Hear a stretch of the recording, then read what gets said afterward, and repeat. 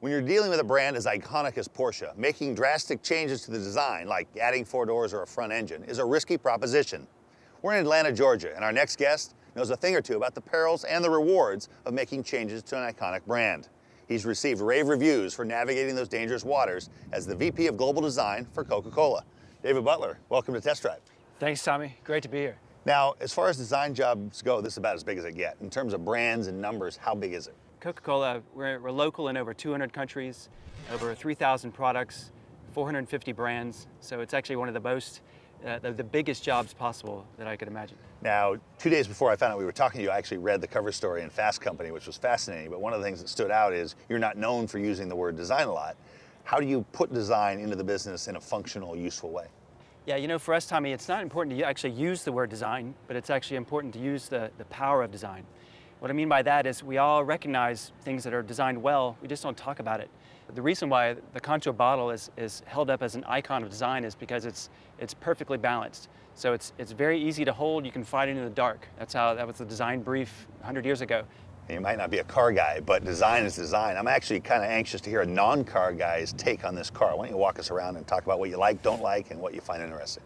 Well, Tommy, my favorite view is the front view. You know, immediately you see the bigness of the car, the power of the car, and that's what I noticed at first. When you look at the profile of this, I can see the DNA of that 911 and other models for Porsche, and that's critical to maintain that to create longevity. Another thing I like a lot about this car is the back end. Again, look at the muscle, the pure raw power of that. And you know, you may only drive this car maybe 40 miles an hour day to day, but it just exudes power, and everything is integrated. You see the whole picture, but then as you get close, you see the details. Design's a big part of it, but what makes a Porsche is how it drives. So what do you say we take a drive, and I'll get your thoughts on the interior that way? Awesome. Let's do it.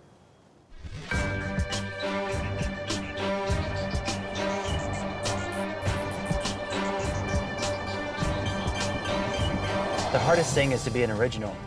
You know, once you're the original, everyone else follows, and you know that is the bar that you set for yourself. So anytime you innovate, especially when you innovate, it's hard to maintain the iconic values that got you to that leadership position in the first place. You know, so when I look at the Panamera, I'm looking for those cues, those elements that harken back to the heritage of the Porsche brand. I love the sound of the car. It feels like a rocket, the pure essence of a sports car. It's completely experiential. It's designing for the experience, not just one dimension.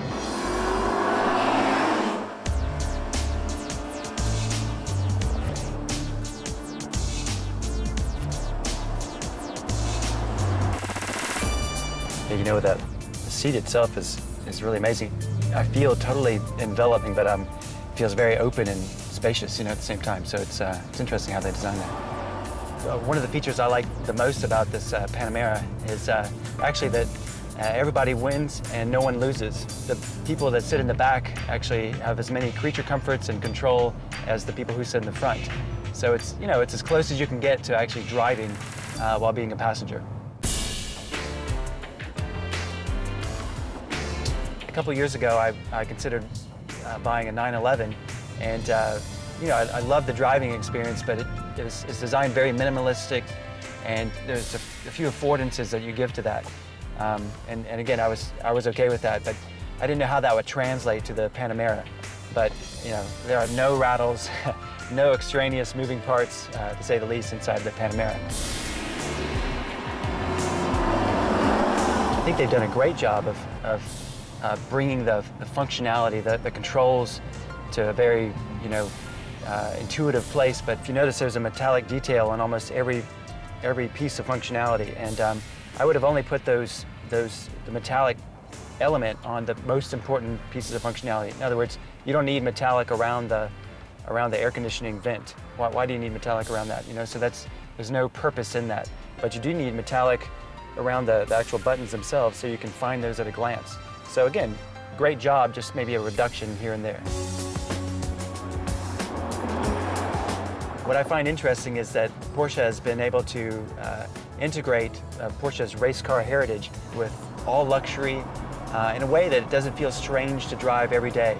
You know, and I had my doubts, frankly, getting into the car because I didn't know how it would feel. From the outside, it looks like a Porsche. you know, and you can see the DNA, the heritage of the brand. But inside, I have to say, it's very luxurious. It's exciting to drive. But again, you could drive it every day. It's a nice combination. Difficult to do.